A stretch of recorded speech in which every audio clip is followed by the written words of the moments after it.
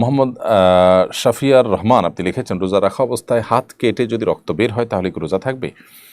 ভাই শাফিয়ার রহমান, রোজা রেখে যদি হাত কাটা যায় এবং হাত পা শরীরে যে কোনো অঙ্গ প্রত্যঙ্গ কাটা যাক, তাতে রক্ত বের হোক, তাদের রোজার ক্ষতি হবে না, রোজা হয়ে যাবে ইনশাআল্লাহ তাআলা। এমডি দেলোয়ার হোসেন সরকার লিখেছেন, আমি বিদেশে যাব, বিদেশে যাওয়ার জন্য মেডিকেল টেস্ট করলে কি রোজা ভেঙে যাবে? মেডিকেল টেস্টে সাধারণত যেটি হয়ে থাকে, ব্লাড বা ইউরিন স্যাম্পল কালেকশন করা হয়, এক্স রে করানো হয়, এগুলো কারণে রোজা ভাঙবে না। যদি কখনো এরকম কোনো মেডিকেল টেস্ট হয় যে মুখের ভিতর দিয়ে আপনার পাকস্থলিতে কোনো মেশিনপত্র ঢুকিয়ে টেস্ট করা হয়, তাহলে সেক্ষেত্রে সেটি কথা ভিন্ন। বাকি সাধারণ যে মেডিকেল টেস্টগুলো আছে, রক্ত নেওয়া, পেশাব নেওয়া বা আপনার এক্স রে করা, আইসিজি করা, এগুলো কোনোটার কারণে রোজা ভাঙবে না। মিস্টার কামাল ব্যাপারী আইডি থেকে আপনি লিখেছেন, গ্রামের কিছু মানুষ আজানের পরও সাহারি খায়, তাদের রোজা হবে কিনা? ফজরের আজান যদি শুভে সাদিক হওয়ার পরপরই হয় সাধারণত, তারপর যদি সাহারি খায় তাহলে সে রোজা হবে না, কারণ শুভে সাদিকের পরে সাহারি খেলে সে রোজা হয় না। আল্লাহ সুবহানাহু ওয়া তাআলা বলেছেন, কুলু ওয়াশরাবু হাত্তা ইয়াতাবাyyানা লাকুমুল খাইতুল আবয়াদু মিনাল খাইতিল আসওয়াদি মিনাল ফাজরি।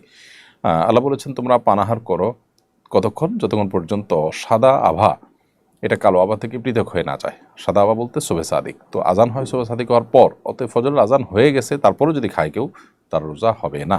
মূলত আজান দেওয়া অবস্থাতে যদি কারোর হাতে খাবার থাকে, তারপরে নবী সাল্লাল্লাহু আলাইহি ওয়াসাল্লাম সেটা শেষ করতে বলেছেন। এটা হলো সাহারির আজান, যেটা ফজরের নামাজের আগে হয়ে থাকে, সেটার কথা। নাইম আহমেদ আপনি লিখেছেন, হুজুর রোজা অবস্থায় চুল নখ কাটা যাবে কি না?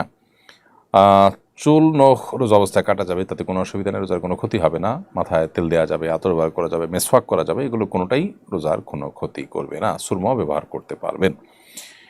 এরপরে নুজহাতুর রহমান আপনি লিখেছেন, বাড়িতে হাফেজার সাথে মহিলারা খতম তারাবি পড়তে পারবে? পারলে কীভাবে পড়বে? দেখুন, কোন হাফেজা মহিলার পিছনে বাড়ির অন্যান্য মহিলারা যদি তারাবির নামাজ পড়েন, বিশেষ করে হাফেজা মহিলার তারাবি তিনি ভুলে যাবেন, যদি জামাতে না পড়েন, ইয়াদ থাকবে না, সেক্ষেত্রে বাড়ির মহিলারা নিজেরা তারাবিতে জামাত করেছেন, সেক্ষেত্রে মাওলানা তাকি ওসমানী সাহেব সহ অনেকে এটাকে জায়েজ বলেছেন, যদিও ফোকাহানা অন্যরা সাধারণত মেয়েদের জামাত নিজেরা নিজেরা করাটাকে মাকরু বলেছেন। আমাদের আয়েশা সহ বিভিন্ন মহিলা সাহাবীদের দ্বারা জামাতের সাথে সালাত আদায় করার বিষয়টি সুসাব্যস্ত আছে, সেজন্য সৌদের ওলামা ইকরাম এটিকে জায়েজ বলেন। তো সেই জায়গা থেকে হাফেজা মেয়ে যদি ঘরোয়াভাবে নিজেরা নিজেরা করেন, অন্য অন্য মেয়েদেরকে ডাকডোল পিটিয়ে পুরুষদের মতো এরকম জমায়েত না করেন, মসজিদ না করেন, তাহলে এটা বিশেষ করে হিফজ ধরে রাখার শর্তে, ধরে রাখার প্রয়োজনে করলে সেটি জায়েজ হতে পারে। পুষ্প বৃষ্টি আইডি থেকে আপনি লিখেছেন, মোবাইল দেখলে কি রোজা ভেঙে যাবে? না, মোবাইল দেখলে রোজা ভাঙতে যাবে কেন? তবে মোবাইলে হারাম বা খারাপ কোনো জিনিস যদি আপনি দেখেন তাহলে গুনাহ হবে। সেটা রমজানের বাইরে দেখলেও গুনাহ হবে, রমজানে দেখলে গুনাহ আরও বেশি হবে, কিন্তু তার সাথে রোজা ভঙ্গ হওয়ার সম্পর্ক নেই। এরপরে জান্নাতুন নাইমা মিম আপনি লিখেছেন, আমি 9 মাসে গর্ভবতী, আমার পানি ও খাবার সময় মতো খেতে হয়, আমি কি রোজা রাখতে পারবো? বোন মিম, আপনার পানি এবং খাবার যদি নিয়মিত খেতে হয়, পান করতে হয়, এবং এটা না করলে আপনার গর্ভস্থ সন্তানের ভয়াবহ ক্ষতি হতে পারে, অথবা আপনি নিজে ক্ষতিগ্রস্ত হয়ে যেতে পারেন, এরকম আশঙ্কা হয়, অর্থাৎ শারীরিক অবস্থা এত বেশি ক্রিটিক্যাল হয়, তাহলে সেক্ষেত্রে আপনার জন্য রোজা না রাখার স্কোপ আছে। কিন্তু এটা আপনাকে নিশ্চিত হতে হবে দিনদার এবং অভিজ্ঞ ডাক্তারের মাধ্যমে। যে ডাক্তার দিনদার না, যিনি রোজার গুরুত্ব বোঝেন না, তিনি হয়তো বলবেন যে না, এটা আপনাকে করতে হবে। এই জন্য দিনদারিতাও বুঝেন, আবার ডাক্তারিও বুঝেন, এরকম ডাক্তার যদি আপনাকে পরামর্শ দেন, তাহলে সেক্ষেত্রে আপনি পানাহার করতে পারেন এবং পরবর্তীতে এই রোজাগুলো আপনি রেখে দিবেন। আর এমনি আপনার গর্ভবতী অবস্থায় পানাহার করা উচিত, বিশেষ পানি পান করা উচিত, এটা করতে পারলে ভালো হয়। কিন্তু না করলে যে আপনি মরে যাবেন, বাচ্চা মরে যাবে গর্ভস্থ, সেরকম এত সিরিয়াস কোনো ইস্যু যদি না হয়, তাহলে কষ্ট করে রোজা রাখা উচিত। প্রয়োজনে রাতেবেলা আপনি পানি এবং আহার বেশি করে গ্রহণ করলেন। এমনি আবুবকর সিদ্দিক লিখেছেন, যদি ওয়াক্তের আগে আজান দেওয়া হয় তাহলে কি আজান আবার দেওয়া লাগবে? ওয়াক্তের আগে আজান দিলে সে আজান তো হবে না, কারণ আল্লাহ তাআলা বলেছেন, ইন্না সলাতা কানাত আলাল মুমিনিনা কিতাব মাওকুতা, নিশ্চয় নামাজ ইমানদারদের নির্দিষ্ট সময় পড়াটাকে অপরিহার্য করা হয়েছে। সো সময়ের আগে যদি আজান দেওয়া হয়, সে আজান কিন্তু আজান হিসাবে গণ্য হবে না, ওই ওয়াক্তের আজান হিসাবে গণ্য হবে না, বিদেশে আজানটা ওয়াক্ত হওয়ার পর আবার দেওয়া দরকার। এমনি মুস্তাফিজুর রহমান লিখেছেন, রোজার মধ্যে সুগন্ধি বা আতর ব্যবহার করলে কোনো রোজার ক্ষতি হবে কিনা? না, রোজা রেখে আতর বা সুগন্ধি ব্যবহার করতে কোনো সমস্যা নেই। এমনকি সুরমা, মাথায় তেল, শরীরে কোনো লোশন ইত্যাদি ব্যবহার করতে কোনো অসুবিধা নেই। তানভীর খান লিখেছেন, রোজা রেখে কি ফ্রি ফায়ার গেম খেলা যাবে কিনা? কোনো প্রকার গেমসই রোজা রেখে খেলা উচিত নয়, কারণ এটা অনর্থক কাজ। ইমানদার এমনিতেই অনর্থক কাজ থেকে বিরত তাকে থাকতে হবে। আল্লাহ বলেছেন সফল মুমিনদের বৈশিষ্ট্য হলো ওয়াল্লাযীনা হুম আনিল লাগবি মুআরিদুন, যারা অনর্থক অহেতুক কাজ থেকে বিরত থাকবে। এই যে গেমস খেলা, এটা অনর্থক কাজ, যে কাজের কোনো সুফল ওই কাজে রত ব্যক্তি পায় না, যার কারণে এটা একজন ইমানদারের সাথে যায় না। সেখানে ফ্রি ফায়ার এবং পাবজি গেম ইত্যাদির মধ্যে আরও অন্যান্য নাজায়েজ ইয়েগুলো থাকার কারণে, উপাদানগুলো থাকার কারণে এগুলো এমনিতেই খেলা নাজায়েজ এবং গুনাহের কথা। সেখানে রমজান মাস যদি করা হয় তাহলে সেক্ষেত্রে সেটা আরও বেশি ভয়াবহ। রোজা রেখে যদি এটা করে কেউ, রোজা হয়ে যাবে কিন্তু রোজার গুণগত মান নষ্ট হবে এবং রোজার সওয়াব এর মধ্যে নিশ্চয়ই ঘাটতি দেখা দিবে। মোশাররফ হোসেন আপনি লিখেছেন ইফতারের সময় পরিবারের সবাই মিলে হাত তুলে মোনাজাত করতে পারবে কিনা। ইফতারের সময় দোয়া কবুল হয়, সবাই যার যার মতো হাত তুলে দোয়া করলেন, কিন্তু যদি কোনো একজন হাত তুলে দোয়া করেন আর কেউ পরিবারের সদস্যরা আমিন বলেন সাথে, কাকতালীয়ভাবে এরকম হয়ে যায়, মিলে যায়, অসুবিধা নেই। কিন্তু এটাকে যদি সিস্টেম পরিণত করা হয় যে এভাবেই তারা করবেন, এটাকে তারা সুন্নাহ মনে করেন বা এটাকে পদ্ধতি মনে করেন, তাহলে সেটা ভুল হবে, বেদাতের দিকে চলে যেতে পারে এটা একসময়। কারণ কোনো আমল যখন সম্মিলিত বা ঐক্যবদ্ধ কোনো ফরম্যাট শরীর ঠিক করে দেয় না, তখন আমরা কোনো একটা ফরম্যাটে সেটাকে ঠিক করে নেওয়া উচিত নয়। তবে দোয়াটা এটা মূলত গোপনে এবং কেঁদে কেঁদে আল্লাহ করতে বলেছেন, ওদের রব্বকুম তাদের খুফিয়া। তবে হ্যাঁ, পরিবারের ছোটো সদস্যদের, বাচ্চা কাচ্চাদের শেখাবার উদ্দেশ্যে বা ওরা জোরে জোরে দোয়া করলেন, তার সাথে তারা শরীক হলো, সেটা হতে পারে শিক্ষার উদ্দেশ্যে। এরপরে IFHF এআরডি থেকে আপনি লিখেছেন এই রমজান মাসে কোন কোন আমল বেশি বেশি করা যায়। সবচেয়ে বেশি করার চেষ্টা করবেন হলো গুনাহ থেকে বেঁচে থাকার আমল, কোনো গুনাহ যেন না হয় সে চেষ্টা করবেন। কোরআন তেলাওয়াতটা বেশি বেশি করার চেষ্টা করবেন এবং সে সাথে দোয়াটা বেশি বেশি করার চেষ্টা করবেন। সাদাকা এবং দানটা বেশি বেশি করার চেষ্টা করবেন। এমডি শিমুল হোসেন লিখেছেন আমাদের মসজিদের ইমাম সাহেব খুব দ্রুত তারাবির নামাজ পড়ান, এটা কতটুকু শরীয়সম্মত? আমরা একটু আগে উত্তর দিয়েছি, আশা করি সেই প্রশ্নের মধ্যে আপনি উত্তর পেয়ে যাবেন। তারাবি খুব দ্রুত নামাজ পড়ানো উচিত নয়, ধীরে স্থিরতার সাথে তারাবি পড়ানো দরকার। এমনি ফখরুল ইসলাম লিখেছেন তারাবির নামাজ 4 রাকাতের পরপর বিশেষ একটি দোয়া পড়া হয়, এটা পড়া জরুরি কিনা। না ভাই ফখরুল ইসলাম, তারাবির নামাজের 4 রাকাতের পরপর যে দোয়া পড়া হয় এটার সাথে আসলে তারাবির কোনো সম্পর্ক নেই এবং এটা হাদিস দ্বারা সাব্যস্ত নয়। এটা মূলত 4 রাকাত পরপর যে বিরতি দেওয়া হয় এটা মূলত রেস্টের জন্য দেওয়া হয়। সো ওই টাইমে দোয়া পড়া কেউ জিকির করতে পারে, কেউ চুপ থাকতে পারে, কিন্তু নির্দিষ্ট ফরম্যাটে যে দোয়া পড়া হয় সুবহানাল মুলক ওয়াল মালাকুতে, এগুলোর কোনো ভিত্তি কোরআন হাদিসে কোথাও নেই। বাহ্যত ধার্মিক, দাড়ি রাখেন, টুপি পাঞ্জাবি পরেন, এরকম অনেক ব্যবসায়ীও পণ্য মজুত করে বাজারে কৃত্রিম সংকট সৃষ্টির সঙ্গে জড়িত। এদের কারণে ধার্মিকদের প্রতি সমাজের মানুষের বিরূপ ধারণা তৈরি হয়, অনেকে দাড়ি টুপি নিয়ে ট্রল করেন। এ বিষয়ে আপনার সুচিন্তিত মন্তব্য কামনা করছি। দেখুন, যারা মুখে লম্বা দাড়ি, মাথায় টুপি, গায়ে পাঞ্জাবি এবং নামাজ রোজা করেও মানুষের অসুবিধা তৈরি হয় এরকম কোনো কাজ করেন অথবা কৃত্রিম সংকট সৃষ্টি করবার জন্য মজুদদারি করেন, তারা একাধারে বগধার্মিকতার পরিচয় দিচ্ছেন, অর্থাৎ লেবাস সর্বস্ব কোনো দিন ইসলাম নয়, বরং ইসলামটা পূর্ণাঙ্গ জীবন ব্যবস্থা, সেটা তারা হয়তো বুঝতে অপারগ, অথবা তাদের এই লেবাসটা শুধুই বাণিজ্যিক বা ব্যবসায়িক স্বার্থে। দুটির একটি নিশ্চয়ই, হয় তারা ইসলামকে বোঝেননি, তারা মনে করেছেন ইসলামটা পোশাকই একটা ধর্ম, এটি তাদের একটি ভুল ধারণা, অথবা এটা তাদের বাণিজ্যিক একটি টুল মাত্র। একজন মুসলিম তিনি প্রকৃত অর্থে ধার্মিক তখনই হবেন যখন তিনি আল্লাহর হকের পাশাপাশি বান্দার হকের উপরে সচেতন হবেন। নবী সাল্লাল্লাহু আলাইহি ওয়াসাল্লাম যেখানে পরিষ্কারভাবে বলেছেন আল মুহতাকিরু খাতি লা ইয়াহতাকিরু ইল্লা খাতি, অপরাধী ছাড়া কেউ কৃত্রিম সংকট সৃষ্টি করবার জন্য মজুদদারি করতে পারে না। মজুদদারি করাকে যেখানে নবী সাল্লাল্লাহু আলাইহি ওয়াসাল্লাম নিরুৎসাহিত করেছেন, সেখানে দাড়ি টুপি নিয়ে মজুদদারি করাটা এটা হলো একরকম ইসলামের সাথে তামাশার শামিল।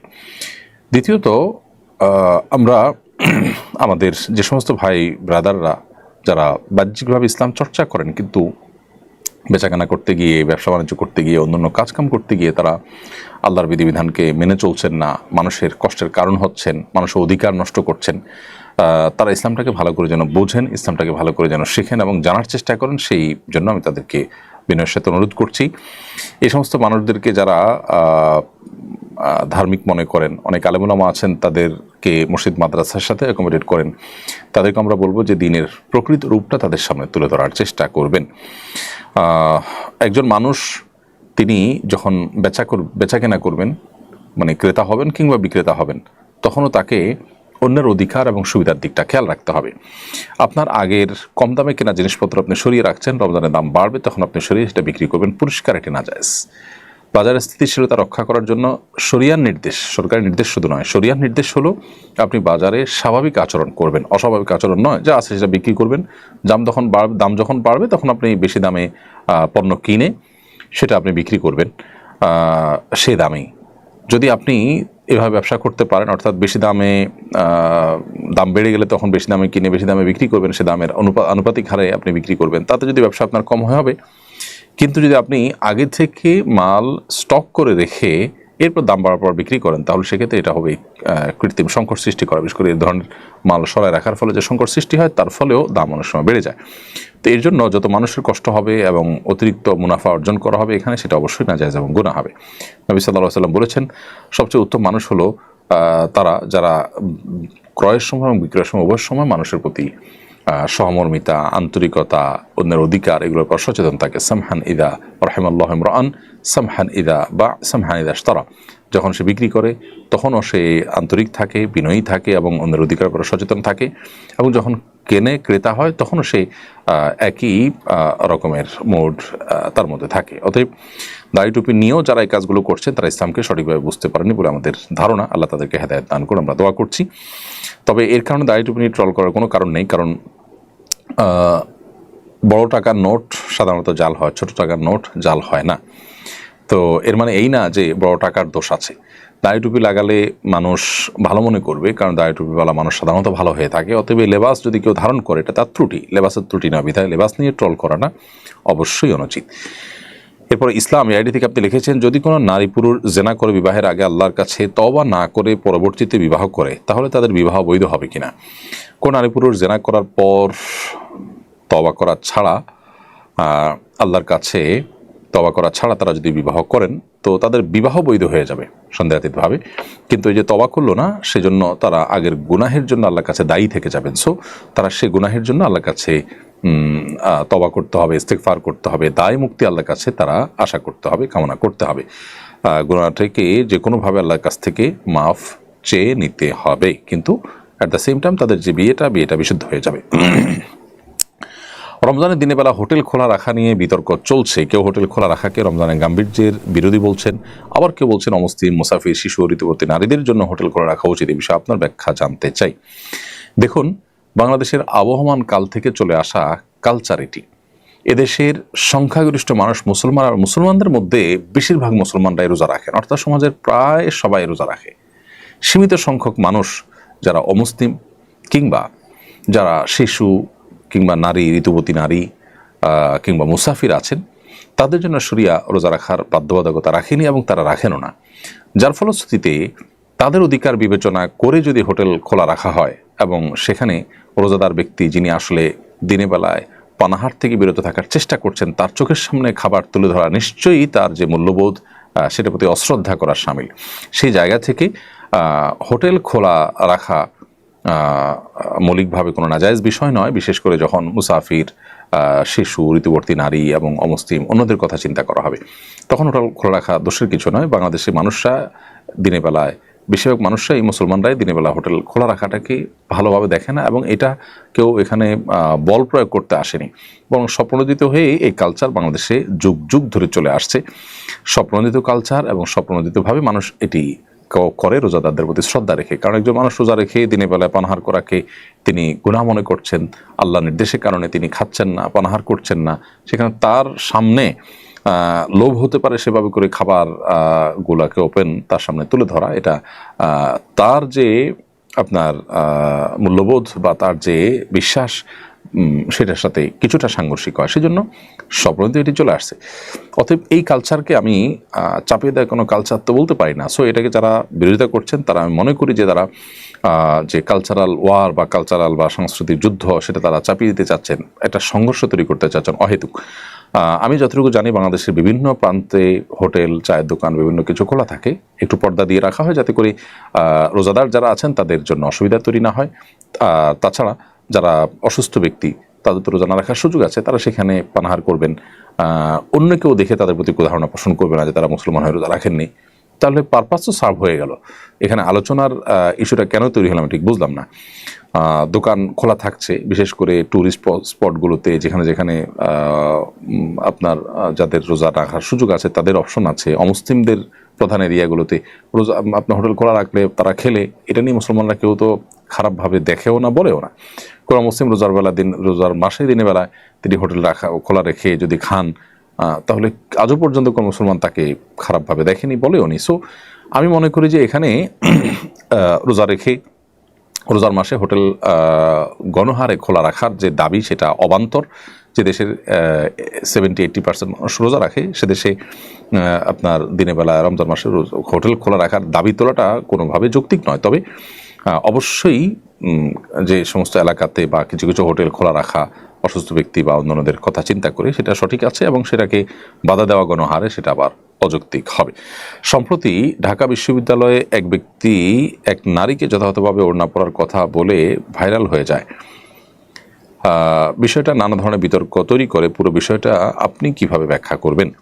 দেখুন, পুরো ঘটনা, ওড়নাকাণ্ডের পুরো ঘটনার অ্যাকচুয়াল চিত্র কি ছিল সেটা আমি নিজেও জানি না, এবং আমার মনে হয় যে নিরপেক্ষ তদন্তের মধ্য দিয়ে পুরো ঘটনার প্রকৃত রহস্য বা এক্স্যাক্টলি তিনি কি বলেছেন, কতটা দোষ করেছেন না আদৌ করেননি, সে বিষয়গুলো ফুটে উঠবে। আমাদের দেশে আমরা এ ধরনের ঘটনাগুলোতে বিশেষ করে দেখি যে এক শ্রেণী মানুষ অতি উৎসাহী হয়ে তারা এগুলোকে বেশ ফুলিয়ে ফাঁপিয়ে প্রকাশ করেন। এটা আমাদের অতীত অভিজ্ঞতা থেকে বলছি। টিপকাণ্ডের কথা নিশ্চয়ই আপনাদের মনে আছে। টিপকাণ্ডে সেই পুলিশ সদস্যকে বরখাস্ত করা হয়েছে, সামাজিকভাবে তাকে হেনস্থা করা হয়েছে, হেয় করা হয়েছে, তার মানহানি হয়েছে। কিন্তু তদন্তের রিপোর্ট পরবর্তীতে বলেছে যে না, তিনি নির্দোষ সাব্যস্ত হয়েছেন। তাহলে এই যে তার নামে মিথ্যাচার করা হলো, জাস্ট একটা দাড়ি বিশিষ্ট মানুষ হওয়ার কারণে তার তিলকে তাল বানিয়ে প্রচার করে তার চাকরিচ্যুত করা হলো, মানসম্মান নষ্ট করা হলো, তার চাকরি ফিরে দেওয়া বা মানসম্মান ফিরে দেওয়ার কোনো স্কোপ কি আদৌ তৈরি হয়েছে? আদৌ কি সে কাজটি করা হয়েছে? আমরা কি সমাজের যে মানুষগুলো তাকে দোষী সাব্যস্ত করেছি, কালপ্রিট বানিয়েছি, তারা কি তার কাছে সরি বলেছি? দেখুন, এই অতীত অভিজ্ঞতা একটি দুটি নয়, অনেক অভিজ্ঞতা রয়েছে, যে অভিজ্ঞতাগুলো দ্বারা বোঝা যায় যে নারীঘটিত যদি ইস্যুগুলোকে তিলকে তাল বানানোর একটা প্রচেষ্টা আমাদের দেশে আছে। এই ছেলে কতটা কি বলেছে আমরা জানি না, আমি ছেলেকে নির্দোষ বলছি না। আবার একই সাথে তাকে যেভাবে তুলোধনা করা হচ্ছে, সে আসলে এটার কতটা উপযুক্ত না উপযুক্ত আমি জানি না। তার দু একটা সাক্ষাৎকারে দু একটা ওয়ার্ড আমি যতটুকু জানি খুবই বাজে ওয়ার্ড তার মুখ থেকে বের হয়েছে, এটা পরবর্তীর কথা। আমি মূল ঘটনার কথা বলছি যে সেখানে কি ঘটেছে আমরা জানি না। তো এই ছেলের অ্যাপ্রোচ যদি ত্রুটি থাকে, তাকে নাসিহা করা যেতে পারে, তাকে শাসন করা যেতে পারে। সে দোষ করলে তার দোষের বিচারও হতে পারে, সন্দেহাতীতভাবে সেটি হওয়া উচিত। কিন্তু একই সাথে বিচার বিশ্লেষণ ছাড়া গণহারে একটা মানুষকে দোষী সাব্যস্ত করা, বিশেষ করে যখন দাড়ি বিশিষ্ট কেউ হয়, আর বিপরীতে যখন নারী থাকে, তখন নারীকে চোখ বন্ধ করে ভিকটিম বানিয়ে ফেলা, এটা আমাদের সেটা কমন কালচার। গাড়ি অ্যাক্সিডেন্ট হলে যেরকম গায়ে নিচে চাপা পড়া মানুষটাকে চোখ বন্ধ করে ভিকটিম বানানো হয়, আর ড্রাইভারকে চোখ বন্ধ করে দোষী সাব্যস্ত করা হয়, সব সময় যে এমনটি নাও হতে পারে, বরং অনেক সময় গাড়িতে চাপা পড়া মানুষটারই দোষ থাকতে পারে, ড্রাইভারের দোষ নাও থাকতে পারে। এই জিনিসটা আমরা বেমালুম ভুলে যাই। তো এই জন্য আমি আশা করব এ বিষয়ে যথাযথ তদন্ত হয়ে তারপর উপযুক্ত দোষী ব্যক্তিকে বিচারের মুখোমুখি করা হবে। আর দাওয়াতি কাজ যে যুবক করেছেন, তিনি দাওয়াতি কাজ করার প্রক্রিয়াতে যদি কোনো ভুল করে থাকেন, পদ্ধতিতে ভুল করে থাকেন, তো অবশ্যই সেখান থেকে অন্যদের শিক্ষা নেওয়া উচিত যে দাওয়াতি কাজ সঠিকভাবে করতে হয়, না হলে তার লাভের চাইতে ক্ষতি বেশি হয়। কিন্তু একই সাথে আমি পুরো বিষয়টাকে তদন্ত করে তারপরে প্রকৃত দোষী সাব্যস্ত হলে তার বিচারের দাবি করছি। এবং আমি যতটুকু জানি তিনি জামিনে মুক্ত হয়েছেন। অতএব জামিনে মুক্ত হলে এটাকে আবার দোষারোপ করা বা এটা নিয়ে আবার অনেক কথা বলার কোনো কারণে। তবে একই সাথে অতি উৎসাহী কিছু মানুষ তাকে আবার পাগড়ি পরিয়ে একেবারে যেভাবে তাকে অ্যাপ্রিসিয়েট করেছেন, সেটা নিয়ে অবশ্য যথেষ্ট আপত্তি তোলবার সুযোগ আছে। এই জায়গা থেকে যে এ ছেলের অ্যাপ্রোচটা সঠিক বেঠিক কী ছিল না ছিল জানা শোনা ছাড়াই শুধুমাত্র তিনি হয়তো আপনার ধার্মিক অথবা দাড়িধারী, সেই কারণে তাকে আমি অ্যাপ্রিসিয়েট করলাম। তার যদি কোনো ভুল হয়ে থাকে সেটাকেও তো সংশোধনে আনা উচিত। তো আমার মনে হয় পুরো বিষয়টা তদন্ত করে প্রকৃত চিত্রটা তুলে ধরা দরকার। তার আগ পর্যন্ত অন্তত কাউকে ভিকটিম আর কাউকে দোষী সাব্যস্ত করাটা এটা ইটসেলফ আর একটা মব জাস্টিস হয়ে যায় কিনা।